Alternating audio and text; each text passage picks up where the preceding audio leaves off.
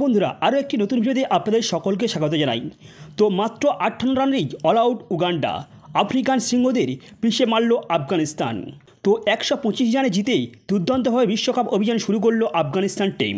গায়ানায় Providence স্টেডিয়ামে মাত্র 9 রানের বিনিময়ে 5 উইকেট দখল করেছেন ফজল হক ফারুকী।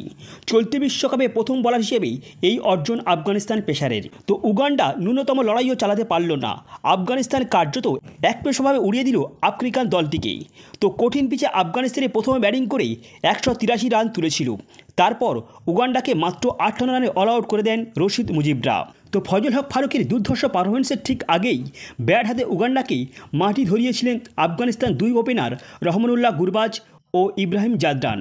রহমানুল্লাহ গুরবাজ 45 বলে 76 রানের একটি বিধ্বংসী ইনিংস খেলেন এবং সেই সঙ্গে ইব্রাহিম জাদরান 46 বলে 70 রানের একটি বিধ্বংসী ইনিংস খেলেন। দুজনের ওপেনিং জুটিতেই 154 রান তুলেছিল। এরপরে স্কোরবোর্ডে 27 রান যোগ করার ফাঁকেই আফগানিস্তানের 5টি উইকেট হারায়, তবে স্কোরবোর্ডে 183 রান তুলে ফেলে আফগানিস্তান। এরপরেই বল হাতে তাণ্ডব চালান আফগানিস্তানের স্পিনাররা। তো বিশ্বকাপের কালো ঘোড়া ধরা হচ্ছে আফগানিস্তানকে, আর আফগানরা বিপজ্জনক প্রতিপক্ষ।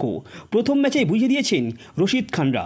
আফগানিস্তানের সি গ্রুপেই রয়েছে নিউজিল্যান্ড, ওয়েস্ট ইন্ডিজের মতো দুই হেভিওয়েট প্রতিপক্ষ।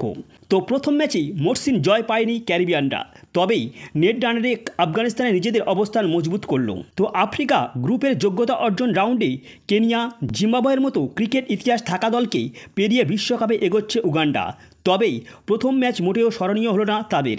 বন্ধুরা, আফগানিস্তান ও কেকেআর ওপেনার রহমানুল্লাহ গুরবাজের এমন প্রদর্শনে আপনি যদি খুশি হয়ে থাকেন তাহলে অবশ্যই ভিডিওতে একটি লাইক, কমেন্ট এবং চ্যানেলে প্রথমবার হয়ে থাকলে সাবস্ক্রাইব করে যাবেন। Good bye.